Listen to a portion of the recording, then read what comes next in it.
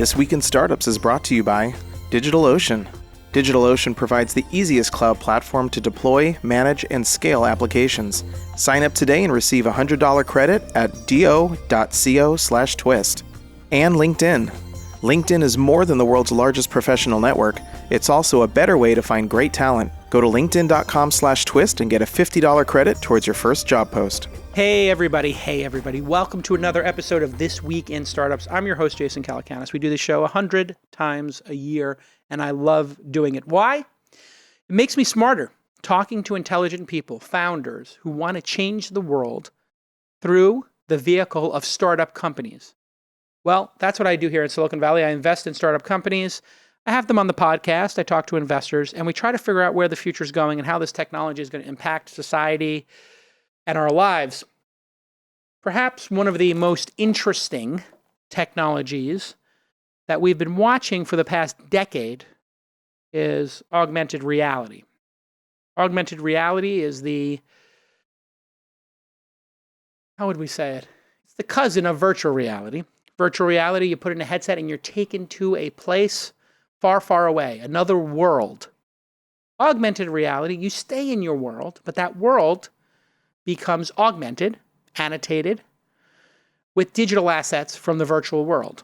So, when you saw Minority Report and our hero Tom Cruise wearing goggles and moving stuff around on the screen, that was augmented reality. When you saw Johnny Mnemonic and you put on the headset and you went into the virtual world, or Ready Player One, you go into the virtual world and you play a different character, that's virtual reality. Now that we got that out of the way, this is becoming a big, big bet by Silicon Valley. We've seen Oculus get bought by Mr. Zuckerberg for over $2 billion. And they recently came out with a $200 or $300 version of it. It's on the shelf over here. What do they call it? The Oculus One, something like that? The Go. The Go, thank you. Oculus Go. Great product. And it goes right on the shelf as far as I'm concerned because the experience is boring. It's nonsense. And I have motion sickness. My one weakness, a lot of you have asked, Jason, God, you're so good at so many things. Is there a weakness? Is there a chink in the army? Is there an Achilles heel for our Greek hero, Jason Calacanis? There is. Motion sickness. Oh, God, I get on a boat, I puke. These headsets, the worst for me. But augmented reality is different. We have a company in Florida that has raised billions of dollars, and it's called Magic Leap. They hope to make glasses.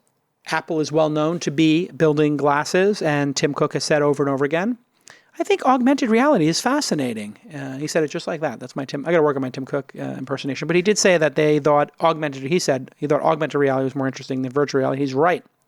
My guest today has raised $37 million, over $37 million, in a Series A and a Series B funding. Those things go sequentially here in Silicon Valley.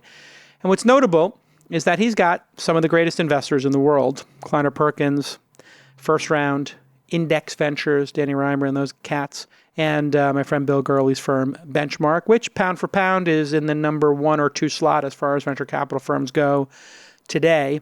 That's always a good indication that something is going on. And my guest's name is Anjney Midha. Did I get it right, Anjney? You got it right. Anjney, welcome to the podcast. Thank you for having me.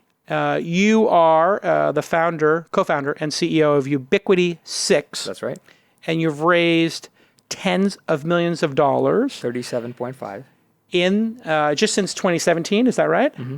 So this is a short period of time. The company's existed for less than 2 years. Mm-hmm. How on earth did you raise that monumental amount of cash in order to pursue a vision in AR? And what is that vision? Let's get into it. What is Ubiquity6? And welcome to the podcast. Thank you for having me. The vision is to bring people together in shared spaces, in physical spaces. Like you said, it's the idea that this is the real world. We're sharing the real world. And now the real world can finally have the things that have made the internet amazing, real-time communication, but in physical spaces. Got it. So how is this going to manifest itself? Do I need to have a pair of goggles, or do I do AR through my phone like Pokemon Go? I think Pokemon Go is probably what most people consider the best example of AR to date, or the largest adoption of AR to date. Is that correct? I think it's the starting point that most people know about. Yeah, but it is the most adoption ever of an AR experience. I think so. Many, many millions, tens of millions of people have played that. We can get into what AR, I mean, some people do consider Google Maps AR. something that gives me real-time information about my physical space and changes my actions. Nah, but it's not being seen through the lens. Isn't Right. AR, by definition, you have to layer the digital asset on top of the real The world? visual feed of the real Yes. world. I think that's an important distinction, and I think Pokemon Go is probably the starting point for that, Right. adopted at the largest scale to date. Right. So in Pokemon Go, you would hold up your phone and you would see, I don't know, like a little creature over here. You have to hit it with a ball. Right. Score some points. And Right. that gives you the ability to motivate people to walk around the world. In Right. some cases, walk into traffic. In some cases, go on people's private property. It caused like a little bit of a... There were some edge cases that got interesting. I don't know. Did anybody die from Pokemon Go? I think there were I cases. hope not. I'm not sure if they did, but I wouldn't be surprised if they were. And that was part That's just Darwin right there. that's humans for you. When tech, you know this, when tech changes human behavior, some people do stuff you don't expect. Yeah. I just saw somebody on a bird with a cup of coffee, And their AirPods in. and they were on their phone doing a phone call with their AirPods in, and I was like holding the phone Right. and the coffee and the steering wheel, and I'm like, this person's going to die. Yeah, Santa Monica is a great test ground. You just how much multitasking can you really stuff onto an electric scooter? It's a pretty fun question. So can you show me what you're working on and how it's working? You're a game company, is that right? We're an AR company. I think games are one of the things people really, really want to build using our tools and our tech. But as we learned pretty quickly, games are good indicators of other things that come after, because games are often the places where new technologies end up meeting consumers for the first time, and then people go, hey, I want to do something more than games. I want to build a guide. I want to build an interactive experience here that has nothing to do with a game, but brings me So together. you see yourself as a company that's building a platform, or a company that's going to build a bunch of different experiences, or is there something hidden that we are not privy to right now? There's stuff you're not privy to right now, but I'm Is excited. it hardware? This is a lot. No. So the idea is today all you need is a phone. The phone in your pocket. We have supercomputers that hundreds of millions of people have. I think we built the company because, like you said, science fiction has promised a world where finally this stuff shows up in our daily lives. Blade Runner, which I see you're a big fan of. Yeah. Ghost in the Shell. There's a novel that excited me and my co-founder to start the company called Rainbow's End by Werner Vinge. If you haven't read it, you got to read it. I haven't. 2012 Hugo Award winner, and it presents a world where your daily routine is reimagined if everyone has ubiquitous AR in glasses, contact lenses. So that's the future we started the company for. But there's a bunch of milestones along the way that you can get that are pretty valuable just with these guys. Have you heard of a company working on contact lens based AR? Over the last few years, a lot of people have actually tried that, including I think Google. So it's always been it's one of those things. Wait. They've tried it, or they've experimented, or what? Done an exploration of it? I'm not You've sure. just heard it, but you've never met somebody working on this directly, have you? It's interesting because you would know if it existed. They would come to you at some point. Yeah, I'm not sure. There That's are a teams. long pause. See, you want to play poker. You don't want to have that long of a pause because that means you know something. I'm already in the turn. You know something. There are folks working on that. There are people. There are Okay, folks so you're not working going on to tell me who, but you know firsthand of people working on it. There are folks who want to make that a reality. I think it's a How far off is it? Yeah, that's the question. I have no idea. and I'm Because not if you sure. think about it, if you were to put in contact lenses, they Right. have to be incredibly thin. Right. It has to be a screen of some type. It has to have an energy source. it has to have battery.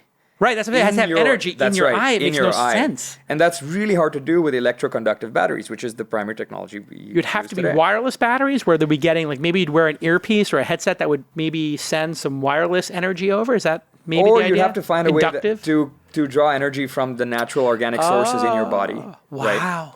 Wow. Now we're really getting into science fiction. Yeah. Imagine But the that. point is, we've got something pretty darn good already, which is these phones in your pocket. Let me just pause the action here to let everybody know that I have the Pokemon Death Trap. There is literally, the internet never disappoints. If you want to at home, go to Pokemon Go deathtracker.com. Pokemon Go deathtracker.com. Who knows if this is true or not, but it's on the internet, so it must be. Oh, God. A father and son beat man over Pokemon Go dispute. 85-year-old woman fatally struck by a driver playing Pokemon Go. This is not fun or funny. It's dark. Chesapeake man killed by security guard was playing Pokemon Go, says family's lawyer. Woman playing Pokemon Go seriously injured in shooting. Man died of a heart attack moments after catching rare Pokemon Lapras. That's kind of funny. He literally caught the rarest Pokemon and had a heart attack. What is wrong with human beings? Okay, let's get back to our guest. Human beings care a lot about stuff in the real world. Isn't it amazing the power of gamification? Just to like, again, go on another tangent with you. Right. And that was the thesis was, can we take the best parts of massively multiplayer worlds online, which have been largely the purview of games? Nerds For a long time. And now I think, I think pretty much everyone's were you one of these Worldcraft nerds? Oh, absolutely. Right. All right, hold on a second. Explain what World of Warcraft is if people don't know what that is. Without going too much, then tell us what level your character is. And if you're still paying $15 a month, we need to know this information, as embarrassing as it is for you. So World of Warcraft is a large-scale MMO, massively multiplayer online world where millions of people who don't know each other play online in a single massive shared universe. Mm-hmm. And I'm not going to detail about my character. But come on, what level? Over 50? I'm not. I don't know if I should be proud of this, but actually, I was not a huge WoW.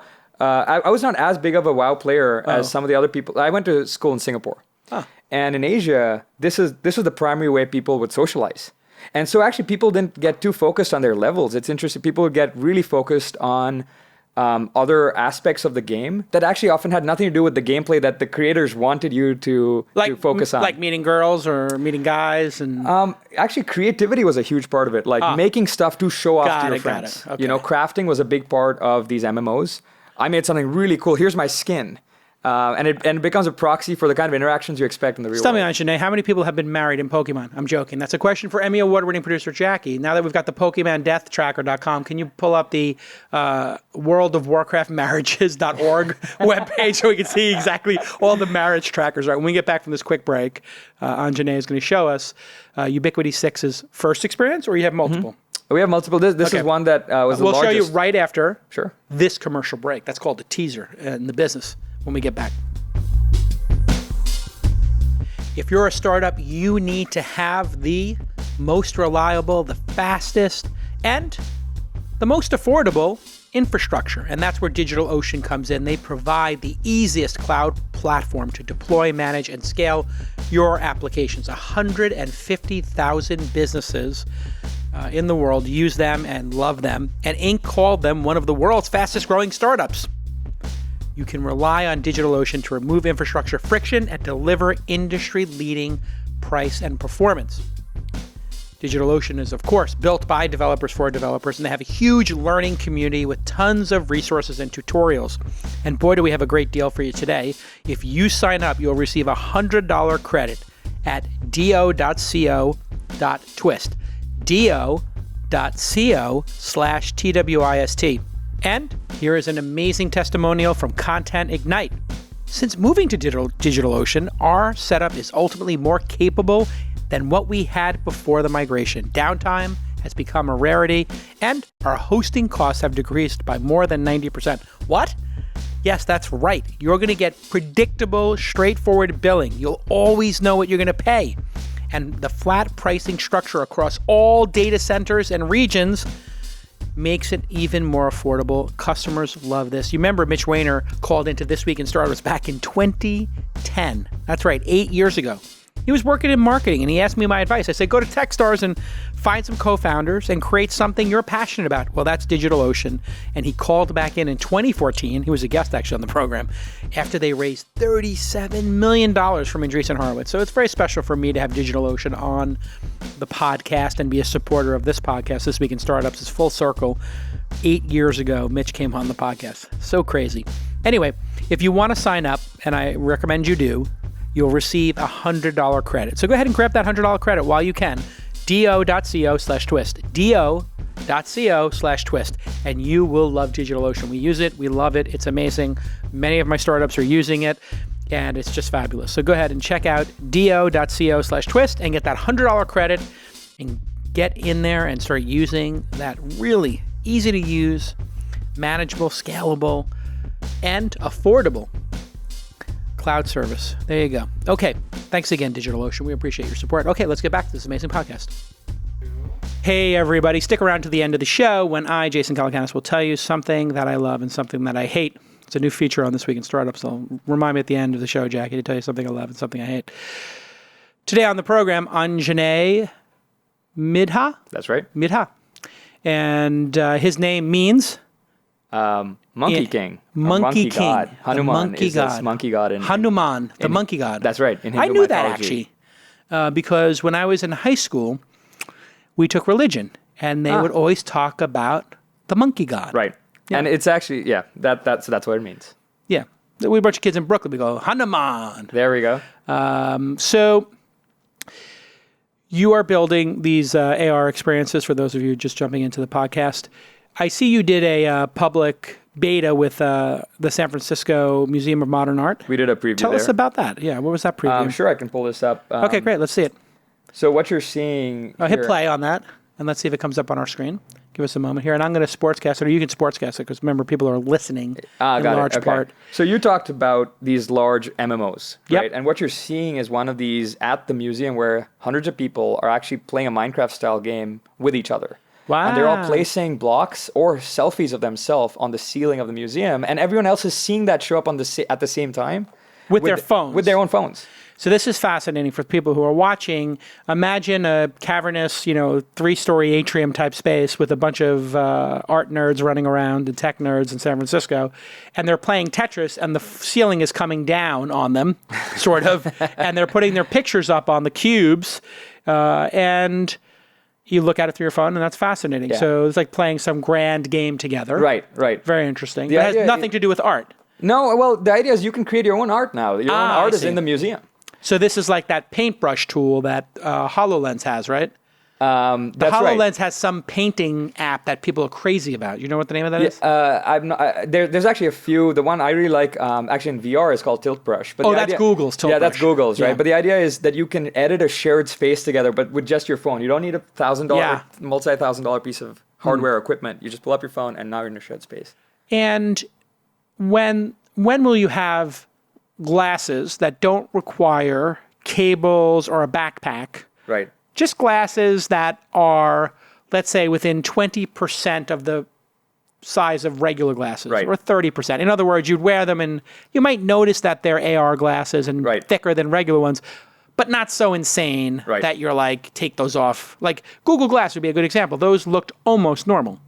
Almost, but not quite enough. But Right. I'd be really surprised if in 5 years, 2022, if there weren't wireless glasses like you just mentioned.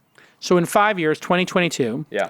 you believe we'll have glasses. They connect to your phone, obviously, because right. I that'll be the GPU. People aren't going to buy 2 GPUs to I run think this. compute's going to be on device. That's right. So basically, the glasses will have what hardware profile, do you think?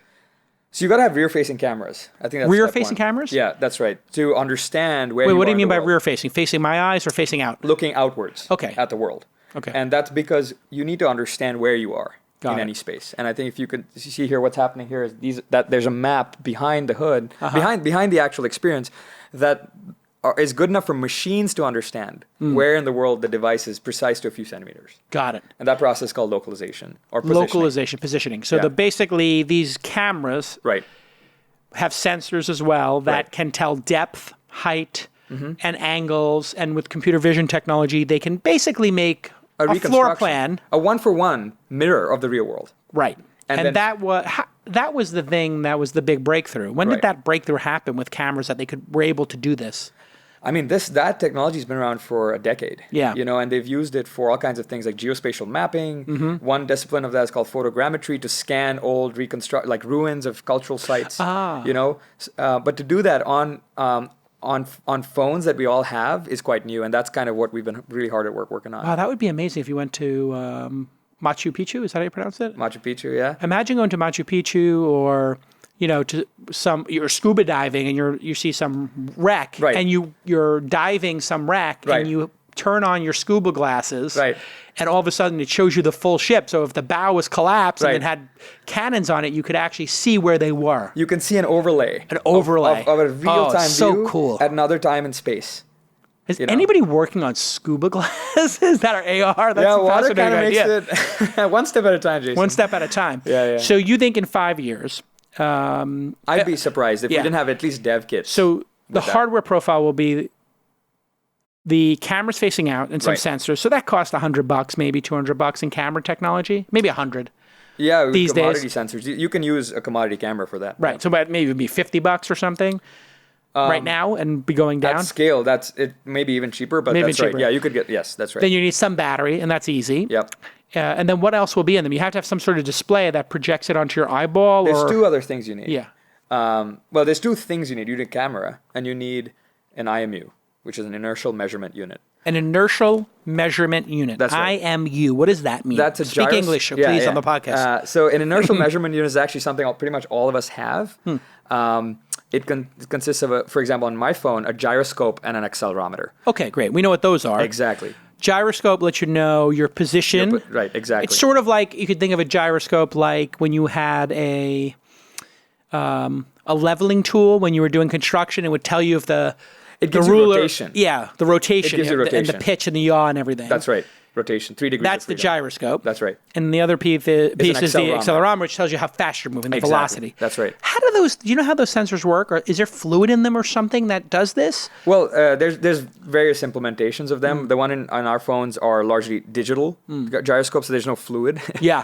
But the key is, you're right. At a concept, from a motivation standpoint, they're trying to mimic what's going on in our bodies. In the ears. Right. Exactly. The fluid in our ears and what do they call them? Cochlea? Is that cochlea is the ear. What are the hairs in the ear called? I mean, what my producer Jackie put in my notes so I sound smart. But those there are those hairs in there, and the fluid pushing those hairs gives you that sense. Right. So your body is constantly combining a visual feed from your eyes, which are your cameras, and your inner ear, which is your gyroscope and accelerometer, to understand any space. Right. And the phone has a proxy of those sensors. Yeah. And so to answer your question, to do AR, which is you got to mirror real life. Those are the real life sensors you've got to put into So when you think about it in a way, what we're doing with augmented reality is recreating the human perception sensor kit. Yes, right. And then laying it on top of our existing one. So it's parallel universes being laid on top of each other and a parallel stack of visual and spatial technologies. That spatial is the key word. The organic one in our bodies with the digital one. Right. And that's why physical spaces have been missing from the internet, because we haven't had those sensors out in the wild. We haven't had the technology there to mirror our human bodies at the scale we do today. And we had GPS, and it gave us this first taste of it, which is like, there's our Uber, it's on the way. It's like 30 feet around somewhere. It's coming, right? It's very but how do you get it show up exactly precise to a few centimeters? Right. To align with your visual feed. That's what we can do. Which is fascinating, because you think about it, 10 years ago, we could tell where we were on a map very easily when the iPhone started supporting GPS. Right. And now we're so that is so simplistic. It's the new normal, right? It's the new normal. Right, and we're like, who cares if we know where every object in the world is? Now we want to know exactly in 3D space. Right. If we're going to crash into each other, so we can build flying cars and AR experiences to place the virtual characters in the right spot. Yeah, we wanted flying cars. All we got was a massive 3D computation world on top of the real one. I'm not. This would never have been possible if it wasn't for the iPhone and the success of it, would it? I don't think so. I think what the iPhone did is, I'm not sure people who were working on the iPhone 10 years ago thought that they would be heralding a massive new leap in AR when they were trying to get just basic texting to work. Yeah. But you're right. That was basically the starting point. It's just so fascinating that we talk about scaling businesses here in Silicon Valley. Right. And if you think about it, you actually don't know what scaling will do. And William Gibson, another science fiction author, he always said the street finds its own use for technology. So one of his famous expressions. That's a good one. And when the sensors become so cheap that they're essentially free, right? Something that's under $100 for consumers in America and the developed world is essentially free. Right. So now you have free sensors like this, then people can explore whatever they want to do. Right. I think that's the key, is because the iPhone precipitated this moment where a supply chain like the one that exists in Shenzhen have you been? Like a bunch. I've been once. It's incredible. It's Huaqiang Bay in Shenzhen is a living, breathing testament of why. What is it? Huazhongbai is the electronics market in Shenzhen. Yeah, I've been there. I didn't know the name. Yeah, you've probably, if you've been to Shenzhen, you've probably been there. And it's a living, breathing testimonial to why this supply chain that Apple set off is going to result in all kinds of devices we haven't begun to. Because you just walk around the market. It's like walking around a fish market, but you see where tech is going. It's like a window into the future. When I went to that area, right. The person I was with was like, hey, let's go to this building. It's pretty freaky. You start at the top floor. Yeah, I know. And it's like sensors. Yeah, and then you go to the next floor and it's every like floor is a circuit different floors. commodity. Then you come down and then it's like the actual motherboard. Then you come down, it's peripherals. Then it comes down, it's the box that it comes, and then it's the packaged unit. So they basically were like, you can start at the top and get the tiniest little components to build your PC or whatever, and you go down the stack, up the stack. That's exactly right. Pretty hilarious. It's crazy. It's like walking to Blade Runner. It really is. Yeah. It was crazy to think of. When we get back, I want to see your next experience, because you do have a game that you've built, correct? We're not showing off anything else today. Oh, we're not going to show off anything else. We can talk about today. it. I'm not showing off. Okay, well, we'll talk about the game and what the impact on gaming technology will be. Aside from the death rate, we're going to talk about the gaming aspect of this. And then I want to talk about and have a little brainstorm with you. We're just going to go back and forth. I'm going to start running you through a lightning round after the break. All right. Where I'm going to talk about an industry, and then you're going to tell me how AR might impact it when we get back on This Week in Startups. Plus things I love and hate. Have you tried to hire somebody lately? It is bonkers out there. We have record low unemployment, and there are many people competing to find these great team members out there. And how often do you check job boards? Probably not that often. You want to go where the talented people are, and we all know where talented people go. They go to LinkedIn, which is the world's largest professional network. I'm on LinkedIn every day. I use the feed. I use the groups. I'm obsessed with LinkedIn. I love it. And you'll probably even see we're posting clips from This Week in Startups on there. And we were getting so many views, it's bonkers, which means there's a lot of people there. There's a lot of business people there. And you can go to LinkedIn now and you can post a job. I want you to go to linkedin.com/twist and you will get a $50 credit towards your first job post. LinkedIn.com/twist for your $50 credit today. There are hundreds of thousands of businesses who posted on LinkedIn jobs just this past year, and we are one of them, and we're getting tons of great candidates. 22 million professionals view and apply to jobs on LinkedIn every week. I put a little beat in there for a reason. 22 million professionals are viewing and applying to jobs on LinkedIn every week. Not every year, every week. And LinkedIn, of course, considers skills and experiences and location and more to match and promote your job to potential candidates.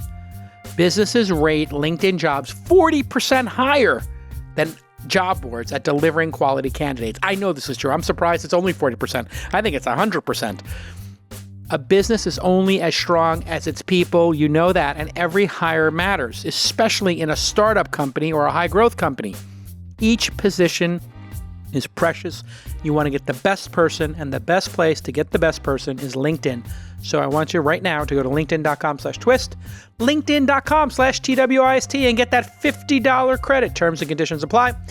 Go ahead and go to linkedin.com/twist, linkedin.com/twist. And hey, add me. Do a search for Calacanis. Add me to your LinkedIn. I'll accept. Okay, let's get back to this amazing episode. Hey, everybody. Welcome back to a very interesting episode of This Week in Startups. I've got a great guest today. His name is Anjney Midha, and he is the co-founder and CEO of Ubiquity6. And you spent a couple years at Kleiner Perkins, did you? I did. 2013 to 2015. Mm-hmm. Fascinating. 2017, actually, 4 years. Oh, 4 years. Yeah. A little typo here in my notes. I'll fix that here. Oh, 2 different positions. I got it. And what were you doing there? Investing, research, associate? What's your title? I started a fund there called KPCB Edge, which was our seed fund. Oh, you started that? Yeah, I was the founding partner on we've that. had a couple of your partners. It's going to take me a minute to remember the young lady's name. Ruby. Oh, Ruby was here? Ruby, not here on the podcast. She's come to the incubator a couple times, gives great feedback. Yep. And this is really interesting. The Edge program was to invest in early stage companies working on stuff like AR, VR, and computer vision. And they write little 100K checks, like an angel. Yeah, 100K, 200K, whatever the companies needed before other people would say, who else is writing a check in this round, you know? And it's sort of like Sequoia Scouts in that the scout, in this case, the Edge person, can make their own decision? Yeah, there's just 3 of us, 3 partners. It wasn't a scout program. It was a fund. It was a carve-out. An actual fund. It was a carve-out from the main Kleiner venture fund. We had 3 partners. I did AR, VR, and computer vision. Ruby was on marketplaces, and our third partner, O'Neill, did blockchain. Wow. And so the idea was each of you pick one thing you care about and just focus on that. And they took a chance on, I guess, young partners who had less experience. It really was a bet on stuff nobody else wanted to invest in. At the time, crypto and blockchain and AR, VR, people just looked at me like I was crazy. Remember, this was 2013. Right. You were into crypto before it was a scam. We used to run mining rigs in our dorms at Stanford. Really? Yeah, this is like Bitcoin is 13 Did they cents figure out that you were sucking all that electricity at some point? They did, and they were very nice about it. And so I moved it to the client. Wait, what happened? They came to your room and said we're seeing a spike in energy, or no, just somebody ratted you out, right? I bet you somebody ratted you out. No, I turned myself in. I felt really Smart bad move. Preemptive. We circuited the dorm's electricity, so. It was a short circuit. Oh, that's not There's a power good. surge. And, that was not good. Hey, how heartbreaking is it for you to watch this amazing space turn into a complete and utter fraud filled with charlatans and people stealing money? It's got to be difficult, right? To look at it and see all these ICO scams and people glomming onto what was a very real movement by people who care deeply. It's been hard to watch.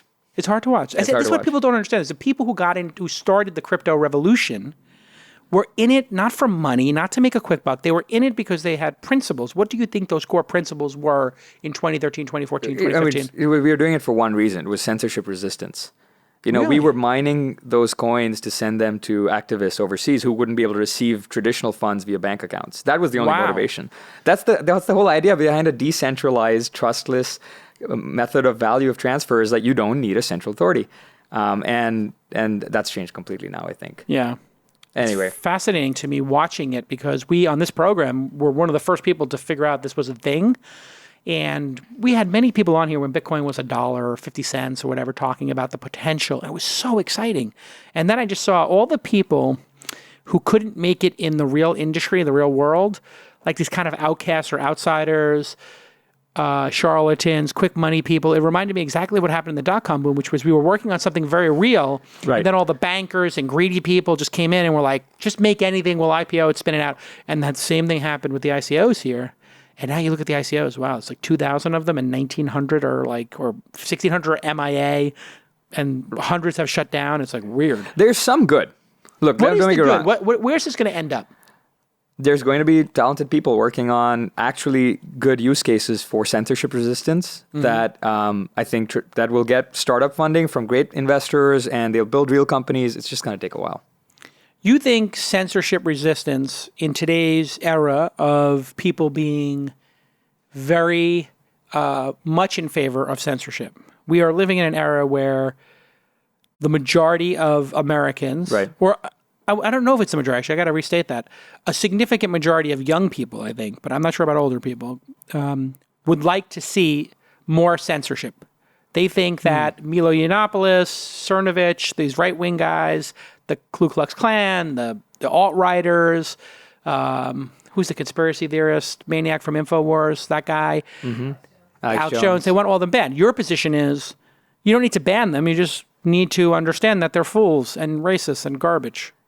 Oh, I'm thinking about countries where there's a very different kinds of censorship resistance happening. I mean, the free speech is great, and we can talk about it. Yeah. I'm talking about sort of regimes where people literally cannot talk about their civil rights. Got it. Okay, so you're talking about Saudi Arabia, China, and other places where if you were to, like Rafi in Saudi Arabia has got 1,000 lashes. Do you know there's a blogger who has been sentenced to 1,000 lashes in Saudi Arabia named Rafi? I hadn't read about it, but they can only give him 50 lashes at a time because they need this punishment to occur over time so he doesn't die. If you gave somebody 1,000 lashes at once, they would die. I mean, I think if you get over 100, 200, and those kind of places. Right. So think about a place where you can't get any funds to organize people who would literally just want civil rights. They just want to be able to assemble publicly in a park. Yeah. And you can't do that. So that's what I meant by censorship resistance. To me, it's very fascinating because when I grew up, I worked for Amnesty International, and I was a big fan of human rights, and still am, obviously, I'm passionate about that. But this whole idea was you have to be okay with the uncomfortable moments of freedom of speech and freedom of the press. And the ugly speech is the hardest to tolerate, but you have to tolerate the ugliest in order to maintain the freedom for everybody. Right. And it seems like this next generation does not agree with that concept.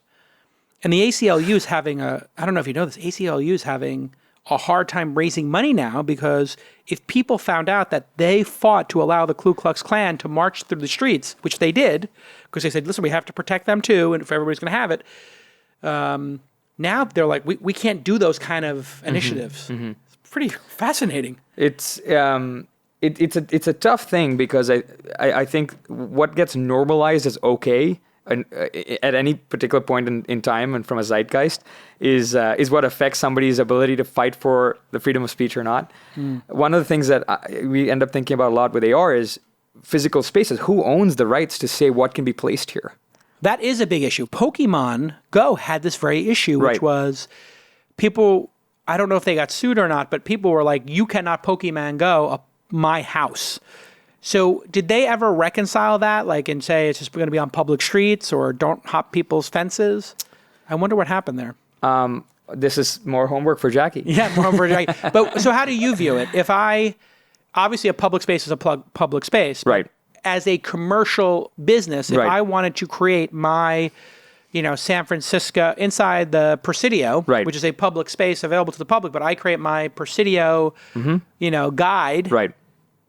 Do I need their permission to start putting assets everywhere? So you don't if it's a public space, right? And the idea is if you have access to a phone and a camera and you have access to this space, this part of your city, that's all you should have to be able to create a shared AR environment there for other people to join you in. Now, if it's a private space, you've got to have the ability to permission it and say, no, this is my living room and I only want to invite my friends to this. But public spaces are about that, about giving people a forum and a place to go, I do want to have an experience here that other people can see in real time. For the public. Let me give you an edge case. I want to create the King Kong game, and I want King Kong to climb the Empire State Building. Mm-hmm. It's on the outside of the Empire State Building. It's private property. Is that okay or not? Outside of the building, climbing up it? My job and my view, I believe, is that if we build the right tools for people to be pretty opinionated about whether that's a public space or not. So if the Empire State Building folks feel really strongly, they will have the tools to make it really hard to put King Kong on the outside of that building. Now, people don't know this, but you invested in Magic Leap. Mm-hmm. I was Kleiner Perkins invested, and that was when I just joined the firm. So that means you've seen all the demos. You've been there. To Fort Lauderdale. Yeah. Yeah. There were a lot of people who were saying this was another Theranos because nobody's seen the technology. They raised billions of dollars. But the truth is, and it's very different, isn't it? Theranos, the investors didn't see the product. And Magic Leap, the investors all experienced the project and were blown away. What was so mind-blowing about that physical product that people have talked about now? I think the Andreessen Horowitz folks have talked about it. It's a big box. You look into it, you can see this incredible experience. What was so compelling about that you hadn't seen before that you wanted to invest? When I saw them, it was really exciting. I find anything that pushes us into this spatial medium pretty exciting, and it's always compelling when you see really talented people working on it. And Magic Leap had an army of really smart, talented computer vision engineers, people who actually had the technical skills to bring this to market working on 2013. And you know this from an investment standpoint, the biggest signal is the people, and it was a great group of people. Now, the founder, Palmer Luckey, of Oculus fame, said it's garbage. What's your take? I think people will forget all this in a few years because we're barely getting started and people have no idea. He said the developer kit was garbage or something. I think people... I guess that was terrible. I think people like taking hot takes and stuff. But you know this, like it's the beginning of such an exciting time. Yeah. That's the only thing that matters. So you think that company will be... Do you think they'll win it all in AR? Do you think they'll be the number one player? I have no idea. But I think it's somebody... Like, I think there's... This thing is going to be so massive. It's like the internet. There's a spatial internet coming. Yeah. There's going to be new companies, several companies that are massive winners. And I don't think it's just one. Will there be a World Wide Web-like standard for AR? In other words, will we all agree that there is an AR location... that is, the Golden Gate Bridge. Right. And that if I put my AR glasses and say, show me everything. Right. I can see everything under, God's creation there. Right. Or is it always going to be that people will, download one app and see that flavor of the world, another app, that flavor of the world. Will be this, or will there be some standard where we'll look out at the world and see like, oh, here's the Yelp, the Foursquare, the TripAdvisor, the Zagat review of this restaurant. Right. That's what we're focused on because it's a terrible experience, user experience, to only be able to see one slice of the world depending on which app you're in. Oh. So you're going to be the app store of? No. We're going to be the browser. The browser of. Got it. So you're the Firefox browser, et cetera. Of Spaces. How do you permission that? Because it seems to me, Right. In the early days of the interwebs, how old are you? I'm 26. Okay, so you're a baby. When you were 20 years ago, let's see, it's 2018, 2008. Yeah, there was something called Third Voice, I believe was the name of it. And what they would do is they would allow you to go, if you had this little browser extension. Okay. I could go and you could go onto the New York Times, highlight a piece of text, and put a comment. User-generated comments on the internet. They got sued. People were like, this is vandalism. They said, well, no. We're not putting it on your website. We're putting it on we have a layer. If you turn on this browser extension, you see the layer. Right. It was brilliant. Right. And there's other people who've done web annotation. There's actually a web annotation standard. And I bought the domain name annotated.com to do a business in this because I loved it so much. Maybe I could do a joint venture with you for that, annotated. Hit me up. That would be, oh, wow. An AR tool called annotated. So we call these layers. Layers. Right? And people can very easily author these layers using our tools. And it's actually crazy how humans have an innate need to annotate the world. Yeah. They want to annotate everything. And you can't do that in physical spaces. That's why today. that Brother P-Touch is so popular. Everybody wants to put those little labels on stuff. That's You ever exactly go crazy with that? Right. It's graffiti. It's the ability to say, I was here. Here are my thoughts on this Yeah. thing. It's just I believe it's an innate human desire. So how do you manage multiple people wanting to tag up Right. on the Golden Gate Bridge as such? It is your context graph, right? It is the idea that I want to permission the Golden Gate view, the bridge, with my family because I'm annotating a bunch of things like photos for my family. Got it. But if it's a public space, then I do maybe want to annotate it as Banksy. So you'll does. have a social graph in some way or an address book built into you your invite your friends via Ubiquity6. contact. That's right. Is it going to be called Ubiquity6's browser or you don't know yet? Are you figuring it out? Or you're not ready We're going to say? announce it pretty soon. Oh, good. Awesome. So when do you think this will all come out? When will we be able to play with Ubiquity6's browser for AR in the world? Is it a 2019 thing? No, we're working pretty fast. Like the waitlist has blown up pretty surprisingly, and so I'm working really fast to let people off the waitlist. But over the next few months, you should I'm trying to get as many people out the door as I can. We're in private beta. Oh, you're private beta right now. Okay, Yeah. I'll take a look at it later then. You can't show it yet. No, I You're can't. gonna have some big launch. What, a TechCrunch Disrupt or something you're launching it, or do I you have will a be date? at Disrupt, and we'll be showing off some fun stuff. Oh, so that'll be the first time you debut it. So that's next week. Oh, okay. On the 6th. What is the career or job that'll be helped the most by AR? Creatives, right? Okay. There's going to be Why? a massive new category called spatial creators. People who are today basically bounded by 2D. And are going to be able to do all kinds of new things. Like there'll be a new category of people who build new kinds of games, new kinds of location-based guides, indoor navigation experiences, art experiences like we did at the SF MoMA, where more than 100 people were able to interact with each other to see the world of René Magritte. There's a whole new category of people who are going to be wanting to publish stuff to the physical world that doesn't exist yet. So they're like digital architects or Yes. AR architects or creators. So we have people who are filmmakers. Right. We have people who are musicians. We have people who are artists who work in different mediums. Journalists, writers, people And now who are, we'll have this new one, which will be create an object in virtual, in AR. in AR. In augmented reality. In augmented reality that layers on top of the real world. That's right. Fascinating. And they will monetize this career how? So this is How is this going to all make money? Selling the glasses, subscriptions to data feeds? What is it going to be? The Rainbow's End is a fantastic read for this reason. But my belief is stuff that's worked in similar communities. MMOs. If you're familiar with Roblox, Minecraft. Well, hold on. What's a Roblox? Roblox is Roblox. I know that, yes. an MMO for kids. Got it. Right? Those kinds people like paying for upgrades to their world. Got it. And that's going to be, I think, the most natural way people want to pay for stuff in the real world. So people will go out to a party and Right. pay for an augmented reality cape An upgrade.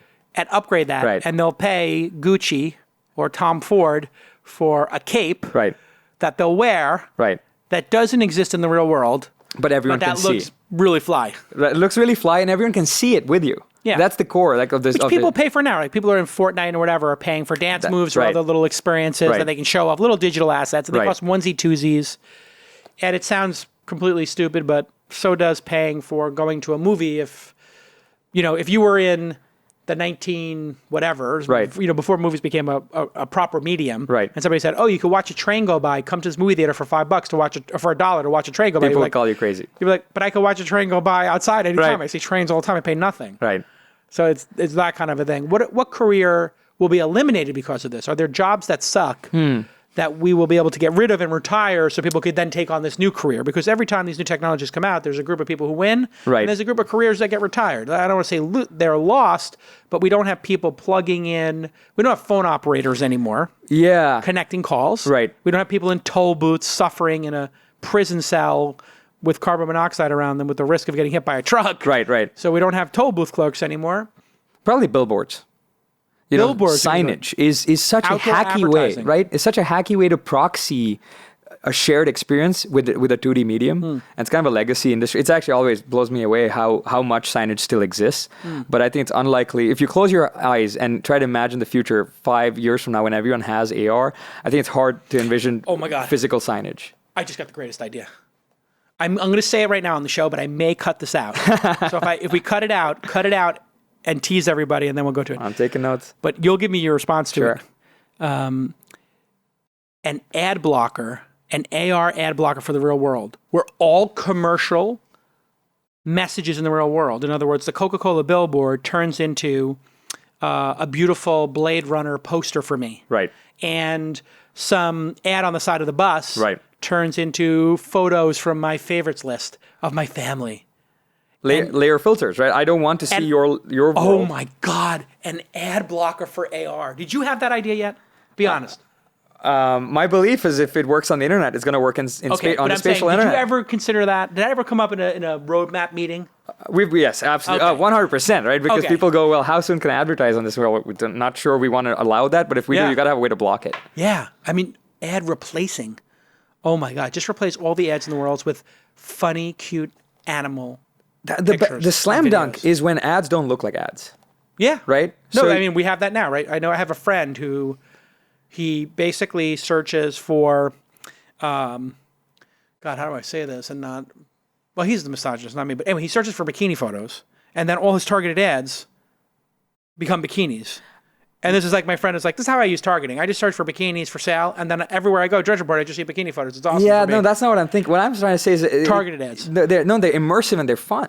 Oh, I see. So we're all going to love ads suddenly? I don't buy it. I don't know. Fortnite is a pretty big ad for a game engine, right? Called Unreal. It's a stretch. I mean, it's not like somebody's inserting themselves saying, let me insert myself, distract your attention so you go buy something. If you've played FIFA, right? I haven't. If you've played any of these sports games, there's a bunch of ads inside. You don't realize because they're on the stadium. No, I get that part. Yeah. Because that's like how it is in the real world. That's how it is in the real world. And I think when you finally marry AR with the real world, ads won't seem like ads. They will seem like a natural extension to something you want to do because they look like physical objects.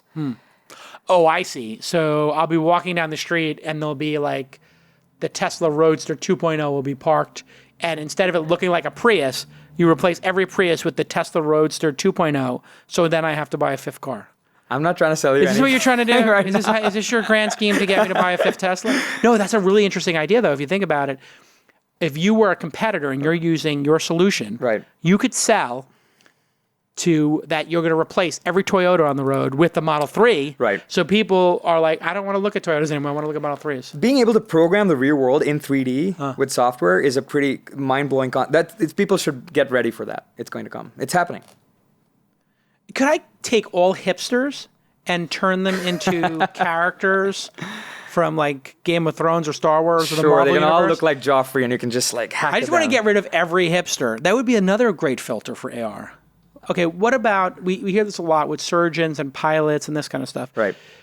Do you see a day where I would be able to put on AR glasses and essentially do surgery or be an EMT myself? Because when you think about the knowledge that doctors have, they look at a patient, they look at the vitals, and they make a decision. Right. Now, if I put AR goggles on and I got all that data, I would have an incredible advantage. Right. And I would be able to probably on the edges do what a doctor does. I think that's exactly what's already started happening in the enterprise. It has happened. Right, which is augmenting your not just your visual display, but your intelligence.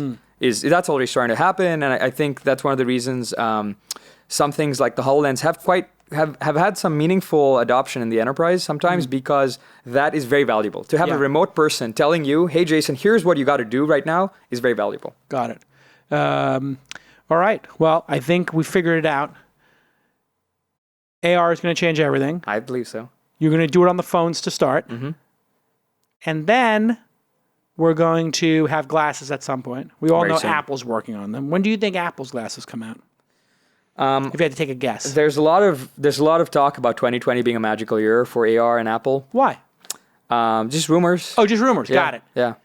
Have you signed an NDA with them to not talk about it? If I did, I wouldn't be able to tell you if I had an NDA. God, this guy's smart. He didn't fall for the trick question. I usually get people. You know the drill. The NDA. You know the NDA of the NDA. Right. If there isn't, I literally had a journalist contact me, and he's like, "Is this portfolio company you're an investor in merging with this company?" I said, "It's my job to not talk about things like that as an investor in the company." And he wrote back, "So no comment." I said, "No, the comment I just wrote you is the comment." Right, exactly. It's my job to do. So if you don't say I said no comment, because I didn't say no comment. I said I don't talk about things like that with journalists. You can use that comment, but not no comment, because the no comment is what they use to try to triangulate that there's something going on. And Google, they haven't announced any plans for an AR headset, have they? Not since Glass. No. That's fascinating. Why do you think Glass failed? Or is Glass a failure, or is it just an experiment that got overhyped? It was an experiment that I think is taking time. These things take a while. People expect, I think, a lot. But Glass, would you consider Glass AR? Glass was a teaser, right? Because it was not actually responding to the localized, like I was saying, it was not trying to localize you in a real space. Right. It was kind of it was a single overlay. It was a screen on top of your eyes. So that was step one. You gotta try to walk before you fly. Because when you looked in the corner, you basically saw like a little floating screen. This is one of the concepts in AR is that you could put a screen anywhere. Do you think, what do you think of the HoloLens? Microsoft's multi-$1,000 bundle. I used it. I'll give you my comments after I hear yours. Really great developer kit. And that's important. We're nowhere near consumer adoption, right? Okay. But you got to give people stuff to make so they can start imagining what the world is like when we get there. And it's not ready for consumers because it's too expensive. It's incredibly expensive. It's pretty heavy. The form factor is not. You're not going to walk around with it. You often need to pair it with a PC. Yeah. You actually do always need to pair it with a PC, and that's fine for creatives and for creators and for the enterprise. And that was great. You got to give people something that they can experiment with. I thought the field of vision was very narrow. So when you're looking out of the world, I don't know if you had this experience, but if I'm looking directly at you and there was some augmented assets around you, great, I see them. Right. But if there was a person standing next to you and then there was another person, so you were 5 across, now you're opening up to, over 90 degrees of angle. I was not seeing the 5th person or the first person in that row of 5 people or the digital assets around them as such. So it created this weird, there can be a digital asset kind of in front of you, but not any in the peripheral, which makes it weird because then when you look and you start scanning, the thing disappears. It doesn't stay there. This is one of those things that gives you an appreciation for the human body. Yeah. But that field of view problem is a really hard one. But you should expect for that to get solved quite soon in iterations. What's after AR? So if we're sitting here and we make this crazy jump in logic that we create this dual stack. We have our biological, spatial, visual stack. Right. Then we have this digital one. What's the next one? It's a brain-computer interface. Brain-computer interface is the next leap? Yeah.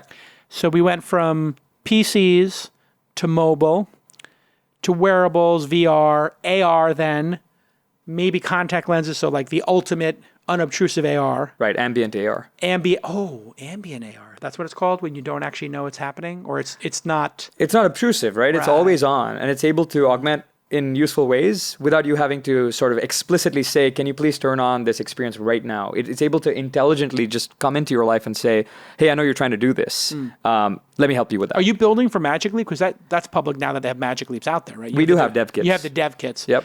Are you bullish on it? The Magic Leap stack and the product? Yeah. I'm bullish on anybody who is allowing people to create spatially. this medium is growing so fast. The number of people who want to make stuff with it, any tool you give them Is this going to be great. another platform wars where we have like the iOS version of this, the Android version of God, this, I and hope then not. Magic Leap version of this? I really hope not. Like, will there be any standardization for the experience to work across? History would tell you probably not. So there'll probably be 2 or 3 different ones duking it out for a I decade? think so. But that's the job of, that's not consumers' problems. That's for us to figure out as devs. So 2020, 2025, we'll have ambient AR, no problem. Be super interesting. Mm-hmm. What's going to happen to people's anxiety and the bad side of this, the downside? What are the things that concern you? You're not a parent yet. You're 26. I assume you're not a parent yet. What are the things that, because as parents, we look at social media, we look at YouTube, and we're like, these things are kind of dark, and we don't want our kids on them, and they are not enriching their lives. They're taking them to very dark places, Right. and they don't add to anything. Yeah. When we look at AR, there will be some bad issues here. There will be some things like the Pokemon Go deaths, et cetera. So what are those dark things that you think guardrails have to be built against? We have so much to learn from games that I think we're going to end up figuring out a lot better than we did with the internet. There's so much about that games have already solved. Game creators have been pretty thoughtful about, and this is why you hear them, because communities care about trolling and harassment and moderation. And there's a lot of investment that's gone into figuring those things out for the gaming community and the gaming products and the gaming world. And those should, at least at minimum, we should cover our bases with that. A lot of people think of games as being isolating. They say, oh, this kid is like playing games all the time. Well, you realize they're actually socializing so much when they're on Fortnite. They're talking to their friends. They've got Twitch on one screen. They've got a Discord running. So they're communicating constantly. And so I actually think many of the dark things that you're describing with social media, that's in a weird place where the internet did not catch up to allow real life interactions the way we really do live our lives. This is a bump in the road. I think where they are actually, interactions start looking a lot more natural, the way humans are supposed to interact. We might start looking people in the eye again. I'm really worried about this generation because they don't talk to each other. Like, you'll have 5 kids and they're all looking at their iPads. Right. They're not making eye contact. That was one of the most amazing things. Super disturbing. When we did this thing at the MoMA with hundreds of people, the largest shared AR experience that my belief is that anybody's ever run, people were looking through their phones at each other. Right. I'm not looking at my phone, I'm looking at you, but through my phone, through an augmented layer. And I think that's my hope. That's what all of us are working on. In this book, what was the craziest, most memorable? What was the book's name again? Rainbow's End. In Rainbow's End, what were the most memorable AR moments that influenced you? It's what the classroom is like. And I won't ruin it for people, but... Well, give them a little bit. You can give them a taste. It's okay. Hey, everybody, there's a little spoiler at the end. Go ahead. The idea that you can control how people see you digitally is such a profound change. Right. And changes the way you learn, how you interact with other students. It removes a lot of anxiety. I'm not good enough. No, I'm actually pretty good because I can change how I look physically does not need to be the primary determinant of my self-confidence and my esteem. It's a huge issue with classrooms. Yeah. That was kind of the punchline of Ready Player One too. Like, people weren't who they seemed to be, kind of a thing. Right. And you can be somebody you want to be, and that can be you. It doesn't have to be. You're not pretending. It is you. Wow. If you think about that, we do define us so much on our physicality. Right. Like, I'm tall, I'm short, I'm fat, whatever. Right. And that takes people years sometimes to overcome. Right. Just because we don't have the tools and the technology was not there to give us those superpowers when we were growing up as kids. People go through sexual reassignment with hormones and surgeries. Right. And if we all lived in an AR environment, I know this is sounding really like Silicon Valley pretentious, but people could explore different possibilities for themselves and say, hey, listen, maybe I want to be a girl. Maybe I want to be non-binary. Maybe I want to be, a different gender, a different race. I want to be a different height. It's incredibly liberating. That. It's very liberating. Yeah. That's kind of a mind F, as we say in the business. It's kind of like really fascinating to think that if everybody used these every day, you would get to pick your persona like you do with your avatar in the old days in games. And From moment to moment. From moment to moment. Wow. In real time. Yeah, I could see some dark stuff from that. All right. This has been amazing. Oh, I promised to give you something that I love and I hate. The thing I'm loving right now, I got this Pixelbook too. You can see it here if you're watching. This is from Google, and I had the original Pixelbook. And I was impressed. They sent me one for free, but this one I paid for. The 2 came out, and I heard about it. I got it. Got a recommendation on it. $1,500, 16 gigs of RAM, an incredible processor. And it is half the price of my MacBook. I haven't touched my MacBook since I got this. Twice as fast, never crashes. and it's got a touchscreen and you can flip it over. And I think I'm about taking my whole company, because all I care about is people's productivity and like the machine's not crashing. I think I can save half the amount of money and make everybody twice as productive with these new Google Pixelbooks. So if Google's listening, you got a free ad for that. Something I hate. It's a tip for founders. And Anjney, you might back me up on this. Know your audience when you're emailing an investor. Asking busy people to have coffee or dinner to talk about ideas.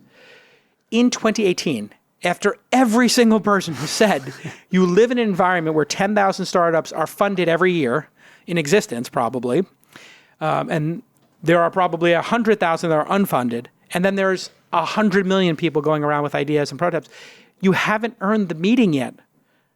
You get the meeting after you either had great success in life, so you're a default meeting, or you build something. And building something is so easy today that just go build something. Don't ask for coffee for meetings, please. All right. What do you think about that advice? Something I hate. I'm not pretentious in hating. The stuff that's really hard is, can I buy you coffee to pick your brain? I was like, that sounds really painful. I don't want anyone to pick at my brain. Yeah, that is a really bad idea too. Yeah, I get that all the time. The way to say that is, you would ask your friends, not investors. You wouldn't want to blow the investor relationship saying, can I pick your brain? Right. What you would do is you would get the prototype built and say, here's my prototype. Can I get advice? Right. I think actually Randy, who you had on your show, Yeah. when we were Kleiner together, he had a wonderful piece of advice, which is you ask for advice and you get money, and you ask for money, you'll get advice. Exactly. And I think it works. All right. On that note, everybody go check out Ubiquity6. I assume you're hiring since you have such a huge amount of money. And generally, pro tip here, the founders tend to get first name at companyname.com. Generally speaking, if I own inside.com, I'm going to get Jason at inside.com, not another person in the company.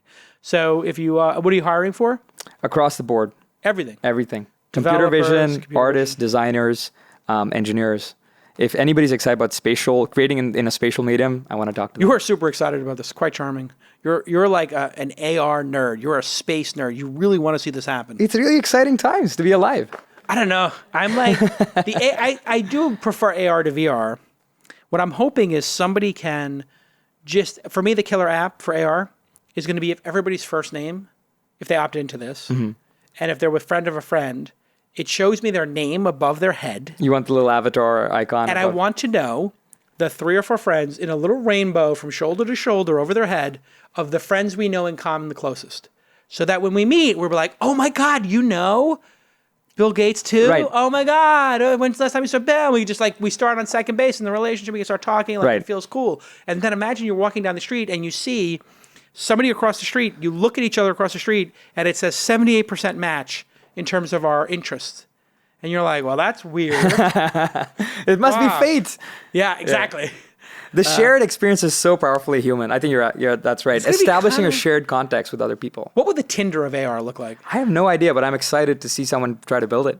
That's going to be an interesting one to me because when you do percentage match, you could say, hey, when we're walking around in a party, instead of swiping right, swiping left, it would just tell you, go that direction, meet this person next. And it would just send you on introduce yourself. So if somebody made an AR character that was Cupid, like OkCupid could make a literal Cupid that would fly around and say, would you like me to fly you to the next person? And Cupid would just fly and, fly around us and say, hey, Jason, meet,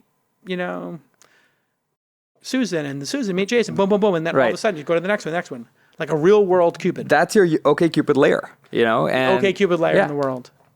All right. This has been amazing and mind-blowing. 2020, it's going to happen, and this is the company that's probably going to play a big part in it, Ubiquity6. Thanks for coming on the program. We'll see you all next time on This Week of Startups. Bye-bye.